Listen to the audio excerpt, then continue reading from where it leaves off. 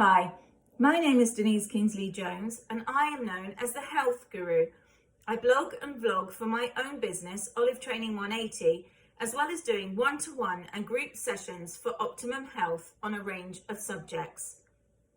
I'm the editor of Mind, Body, Soul online magazine, as well as writing for the local paper on health issues. And today I'm going to talk about stress management and sleep help. They say that we are never more than a foot away from our phones these days, and as autumn approaches, it is a good idea to set your phone and devices from blue light to warm at around 6 p.m. Find this under settings, then display and brightness, and set until around 7 a.m. or thereabouts. This is better for our eyes, helps with a more restful sleep, and with headaches from exposure to blue light. You can also purchase blue light glasses. It is advisable to cut down on alcohol and caffeine if you want to achieve a good night's sleep. Try 2 alcohol-free days per week. Try non-alcoholic or reduced alcohol drinks. And try to only drink with your evening meal, as food stops fast absorption into your bloodstream. Try the Calm app. This is very good and includes 7 days of managing stress. It also has light rain sounds or calming music. Try not to rely on junk food to get you through the day or coffee. Switch to decaf versions where possible after lunchtime. Smoothies are a great start to our day, and we have a range of them on our Mind, Body, Soul website or our page on Facebook, and we also have it on our own business page. Healthy foods such as smoked salmon and eggs on wholemeal toast are good for stress, as well as tahini, which contains lots of calcium, or almond butter on toast, which is very good for our protein intake. For sleep, include cherry juice, and this can be obtained from your local health food shop. And magnesium spray, such as Better You, 1 spray per leg per night, induces a good night's sleep. A warm bath or shower before bed can relax and calm the body, as well as lavender products. Placing some lavender oil on a tissue by the side of the bed can induce restful sleep. And make sure the bedroom is free from all lights and clutter-free. When insomnia strikes, it can increase cortisol for 24 hours and contribute to weight gain. So try to eat 3 to 4 hours before bed. Try eye masks or blackout blinds to eliminate light. And make sure that your mattress and pillow are comfortable and support your body. A circadian rhythm is a natural internal process that regulates the sleep-wake cycle and repeats roughly every 24 hours. So what we need to do is go outside as close to sunrise and sunset as possible. Expose yourself to natural light throughout the day and normalize all meal times. Avoid napping and switch to amber lights after sunset, and limit your screen use after sunset also. Then go to sleep as soon as you're sleepy. We can reduce stress by exercising, and as long as you don't overdo it, intense exercise can increase cortisol shortly after, whereas at nighttime it decreases. This short-term increase can assist in coordinating the body to meet the challenge, where the size of cortisol decreases with constant training and moderate exercise increases cortisol when we are unfit. When we become fitter, we then have smaller ups and downs of cortisol, which is very important when managing our stress levels and sleep. With normal effort, cortisol does not necessarily increase, but will lower at night. A massage, Reiki treatment, sauna, or hobby can reduce stress, where we all have different ways of dealing with it. Some of us can feel it when fulfilling a deadline or in a stressful situation like moving. However, because of the rise in cortisol and adrenaline, where our heart rate and blood pressure increase, add muscle tension and it becomes the letdown effect, a pattern where after the stressful period, when it dissipates, we can get sick or feel ill. It can also lead to flare-ups if you suffer from a chronic condition or disease. With stress in our modern world seemingly unavoidable, all we can do is take steps to manage it. I'm sure we all are all aware of those who get ill on weekends after a week of deadlines or when you go on holiday. So what can we do when we have unavoidable stress, especially at work? A little stress is good for us and enables us to perform at our best.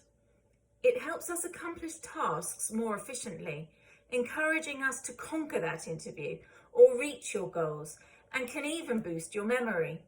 However, when things get on top of us and we do not have the skills or resources to relieve stress, this has a negative effect known as the fight or flight response, and this is what affects our health as well as our sleep patterns.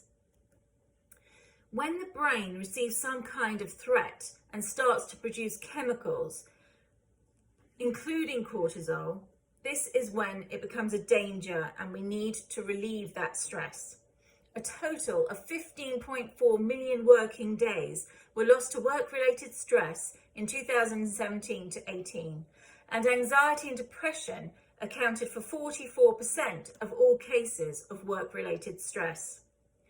Work pressure, tight deadlines, lack of managerial support, bullying and organisational changes were cited as the main reasons for sick days due to stress, with 57% lost to stress and anxiety. In days of yore, our ancestors would run pronto from the stress of being killed by a tiger or a wild animal. Therefore, they would either run away or be killed. Hence the fight or flight response. Whereas it is hardly best work practice to run up and down the office shouting and screaming because of a new deadline. Employers do have an obligation to take reasonable steps to avoid exposure to a health-endangering workload.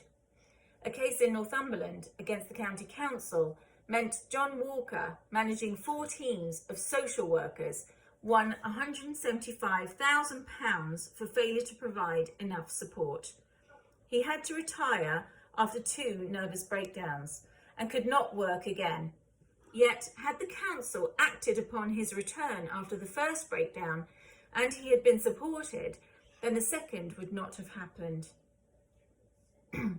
General stress symptoms include feeling overwhelmed, irritable, wound up or anxious, racing thoughts, constant worrying, difficulty concentrating or making decisions, headaches, racing heart, tiredness, pain or tension, sleep problems, eating too much or too little, drinking or smoking to excess, snapping at people, and I'm sure that we can all relate to some of these symptoms.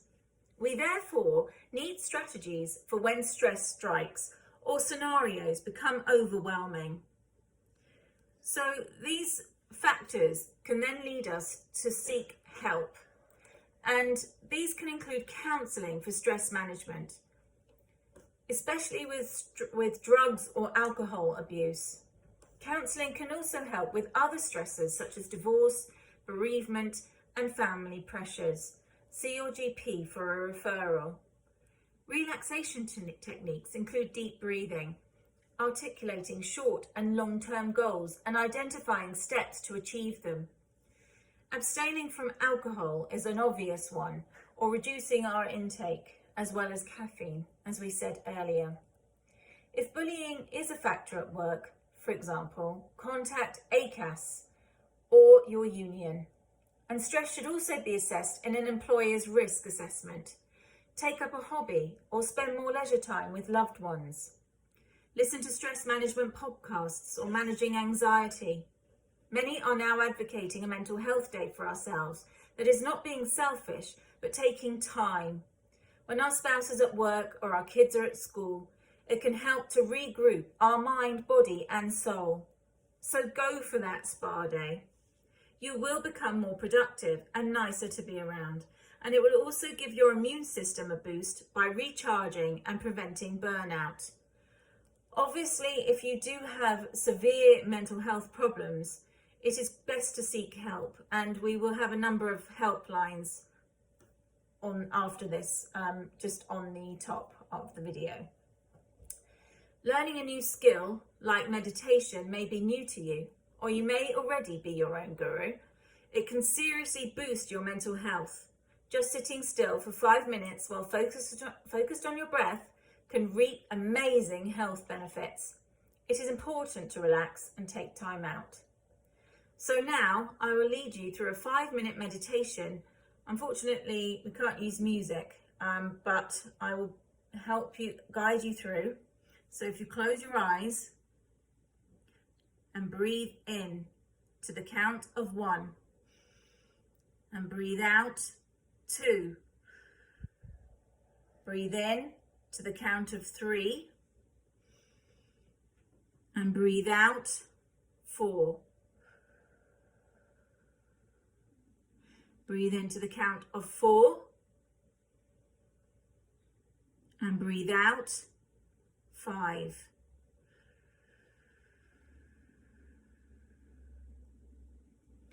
Okay, so I want you to imagine walking across a sunny meadow that is filled with wild flowers.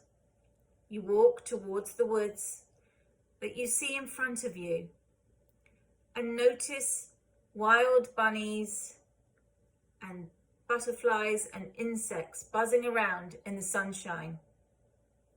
You head towards the woods and walk through until you see a set of stone steps. You make your way down those steps to the count of 10. 10, 9, 8, 7, 6, 5, 4, 3, 2, 1. You find yourself at a beautiful turquoise lake that is still apart from a waterfall in the distance. You sit down at the side of the lake and take your shoes off. You look up at the clouds and see your thoughts, anxieties, and worries on each cloud that drifts away. You then decide to undress as you are totally alone and find that you have a bathing suit underneath your clothes. You gently glide into the lake and swim towards the waterfall. Don't worry if you can't swim. This is all in your imagination. Go under the waterfall and wash all of your worries gently away. You feel the water cascading down your back and over your hair, and all of your anxieties are taken away into the water. Then swim gently back to the water's edge. You make your way out of the lake and use the towel waiting for you. You get dressed and walk back to the woods. Walk up the stone steps and into the woods, then across the meadow, where you see a bench. Sit down on the bench and stretch your arms. Give yourself a good stretch. Feel yourself back into your body. Open your eyes and just breathe. So you're still breathing gently in, out. Give yourself a moment.